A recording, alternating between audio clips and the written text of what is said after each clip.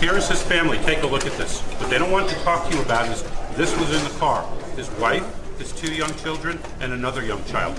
You saw the actions of that man who's now deceased. You saw what he did. He violated the rules, the norms, and the laws of society. This was about a peaceful man protecting his family. They were assaulted and attacked without warning of a provocation. This is a road rage case, but Pablo Lyle is the victim of the road rage. The truth is going to come out in court. You're going to see it. Y ya no me falta respeto. No te falta en ningún momento. Bang, bang, what's up, it's iCkEdMeL. I wanted to talk about a little bit Eduardo Yanis and what you saw here in the beginning, the intro. This guy in 2017, he slapped some Univision. By the way, this guy, Eduardo, he's some sort of Mexican actor, whatever the hell. And he slapped this Univision reporter because the guy asked him about his estranged son. He's like, no me falta respeto. Bah! Slapped him like that. Now, the reason he kind of became back in the news again because they recently asked him about his thoughts about what happened with Pablo Lyle. And at the end of the conversation, I guess he said he probably did what I would have done. So I guess it was kind of ironic that the guy said that and whatever.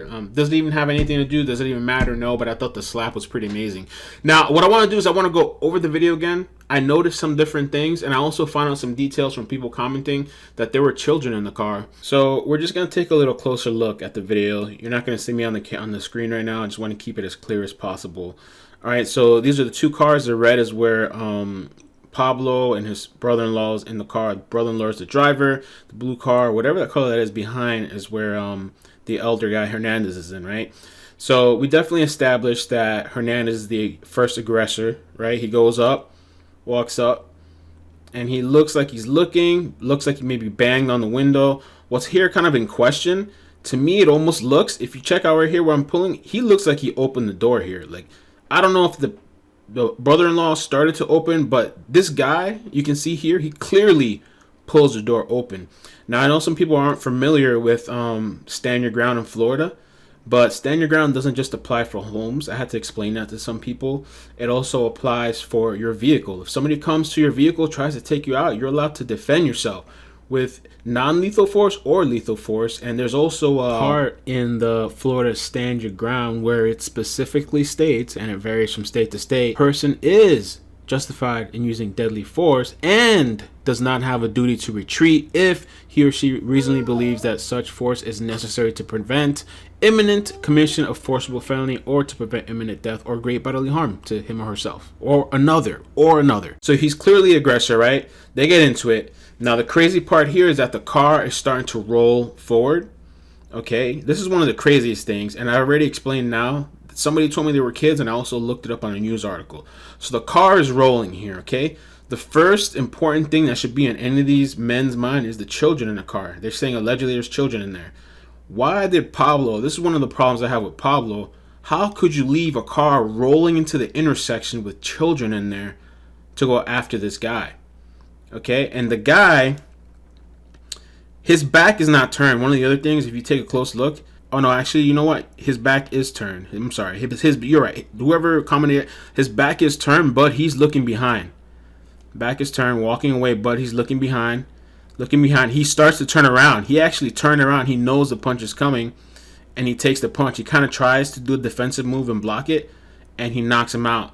And then the brother-in-law gets in there and stops the car. So what I will say to end off with my thoughts on this and more reviewing of the tape, and I had to finish this video later on tonight because my daughter had to wait till she slept. But anyway, the thing is, did Hernandez deserve to die, right? No, right? That's wrong. He shouldn't have died.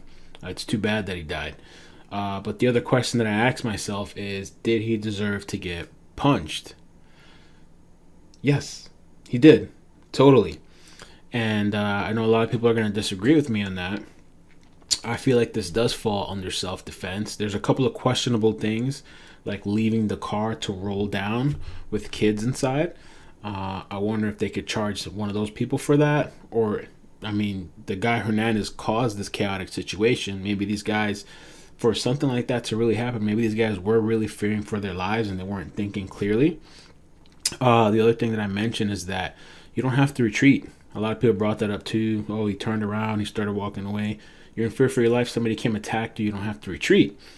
One of the other things that I wanted to talk about is that yesterday, and I've mentioned it before too, we're in a time where people support the wrong doing, and they when you do right, they look down upon it. Right is wrong and wrong is right.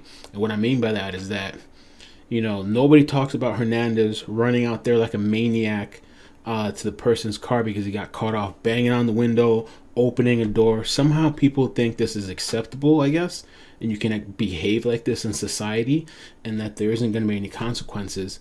I believe in defending yourself if somebody's attacking you. I totally believe in that, especially with family. One of the things that somebody brought up yesterday was that, how is this self-defense? The brother got attacked. Pablo didn't get attacked. Well, as I just stated recently in the Florida Stand Your Ground, and I gave this guy an example. If somebody breaks into your house, let's say you have family with you, somebody breaks into your house, somebody starts attacking your kid, your wife, are you supposed to just stand there and not do anything because, hey, I can't defend you because that's not self-defense. I can't intervene. It wouldn't be defense. I could get in trouble for that. So I'm just going to watch here while my family gets attacked. You can stand your ground and claim the defense or whatever when you defend somebody else, when you help somebody else out that their life is being threatened. You know, something's going on where life is being threatened. It says it in the statute that you can also use it for defending somebody else. So that's his family member. They were both in the car. This maniac lunatic, and I'm not trying to be like too mean to the guy, but I can't condone behavior like that. A lot of people do condone this behavior, and you know how I know? I'll give an example. There was a video that I did months ago where there was these guys in a car, right? They got pulled over. Some of you might remember this, people that watch my channel. They get pulled over. They have an expired tag. So a cop is talking to them. There's two guys there. They're having like this little conversation. The guy didn't want to like roll his window down, but eventually he kind of did like halfway. And mind you, while this is all going on, the guys, I guess they were smoking some bud in the car. So when the window goes down, the cop smells bud, got expired tags. And at one point in the conversation, the driver ends up peeling the car and driving off and speeding. The cop takes his gun, shoots into the car. One person died, the driver. So, you know, of course, the family is like, this is a tragedy, this is an injustice, and it sucks that the guy got shot, yes. But I also mentioned in that video, why would you be driving with expired tags and have, because the other part of the story that a lot of these news media organizations didn't tell you is that they had a bunch of illicit substances in the car. I guess they were dealing, they were selling. And they also found, I believe, a gun in the car. Okay, so knowing that, if you're going to be in that line of business, let's say, I don't know, whatever circumstances life brings to you, why would you be stupid enough to drive around with expired tags? I didn't say it that harshly, but some time has passed, and I'm saying it like that because why would I come in here and promote bad behavior, acting like that in society? You know, so some people didn't like that. Some people are just like, oh, the cop is crazy. How could he do that? The cop could have been in danger. One of those guys could have pulled out a gun. I mean, the cop didn't know the gun was in there at the time. And all I'm just saying is, like, don't do that. You know, at least be a little bit smart about it if you're going to do something like that. At least drive with a clean car if you're going to be doing some illicit stuff. Just drive slow. Don't be blasting your music on your 12-inch speakers. You know what I'm saying? Stuff like that. There's consequences in life. You know what I'm saying? So, this guy Hernandez, it sucks that he died. The other thing, too, is that people were saying, oh, this is murder. This is murder. No, it's not. It's involuntary manslaughter. That's what if they do charge him, the most I think they can charge him with is involuntary or maybe voluntary, but I don't think so. I'm going to say involuntary. The guy punched him once. He didn't know that the guy was going to die. The guy died 4 days later. Most people, when you punch somebody, if you've ever been in a fight, I've been in a fight, you don't expect somebody to die. And if he really wanted to do more damage, he could have kicked him, punched him, do more stuff than that one punch. He punched him one time, he left the scene, and this is another thing that people were criticizing, was leaving the scene. Well, you don't have to stay there. If it's a hit and run, like a car crash, car accident, sure, in that case you have to say, somebody threatens your life, somebody comes and attacks you in your car, you have your kids in there, and then you defend yourself and you punch the guy, and then people, you people commenting yesterday, you expect him to be like, oh, well, let me stop here. Let me make a call to make sure the guy that just attacked me and attacked my family and almost my car went into traffic. Let me call the police for him or an ambulance. And let me just wait here at the light till it turns green. And hopefully he doesn't wake up and come back and attack me again. You don't have to stay there. If you're really in fear for your life, why would I defend myself, knock somebody out, and then stop and be like, yo, let me call the cops for this guy that just came and attacked my family. Let me wait here at the intersection. Hopefully he doesn't get up and shoot me or do something else. Let me call the cops and be that kind Samaritan after this person just attacked me. You know what I'm saying? So I don't think that's going to have much of a bearing. Yesterday I was saying it kind of could, but if the lawyer's going to go, and I hear they have a really good lawyer, if the lawyer's going to go for this stand your ground and it was self-defense and all sort of stuff, that's going to be taken into account too. You know, I just don't know how people can promote this thing. And the other thing, too, which is another point that I was bringing up to. So this guy lost control, right? He was supposedly they're saying they got cut off in the road. This guy got really upset and went and approached his car, opened the door and everything. So if it wasn't these people, do you mean to tell me this guy, every time somebody cuts him off on the road, he's going to go pull his car to the side and go chase after people and pull their doors open? Every single time somebody cuts him off?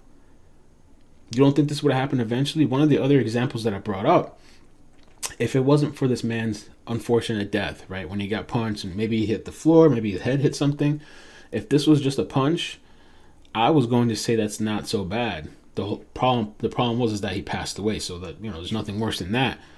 But there's been situations I've seen in Florida and many other places where you start something, you start acting like that, like an animal, and this is why I don't promote that behavior. If he would have walked up onto the wrong group of people, a couple of young guys, the whole group of guys get out of that car, they're not just going to punch him once. They're going to beat him down, probably kick him and spit on him before they leave, smile in the camera and drive away. You know what I'm saying? Like, you can't act like that. You know what I'm saying? So I just kind of have to like tell it like it is. I think it's self-defense. The really fishy thing, though, that looks so bad is that the brother-in-law gets out the car first, and the car's still in drive, which, okay, makes me think maybe this guy opened the door, so this guy didn't have much time to react. But the guy, Pablo, on the side, you see the car rolling? Bro, put the brakes on, put it in park, put the emergency brake, something. That car is literally rolling in traffic. So, you know, he could get charges for some of this stuff. I don't know. It's going to be a really tricky case because they could all fall back to, well, this guy caused this chaotic scene. And I'm really curious to know Hernandez's driving history. Has he done this before? I mean, he's probably done this before. Or maybe he has a history. This guy gets out every time. You know what would happen to me if I got out every time somebody cut me off or I had a problem, bro? That's just my thoughts, man. Comment below. Have a good night and peace. Let me know your thoughts. Great conversations yesterday. Thank you for all the comments. And mostly everybody disagreed with me yesterday. There's like one or two people that might have agreed with me. All the other people are in support of this guy running around and attacking people, and that somebody punched him and now he's the victim. And I mean, I don't know. He created that circumstance himself in a way. He put himself in that situation. He's a consequence of that.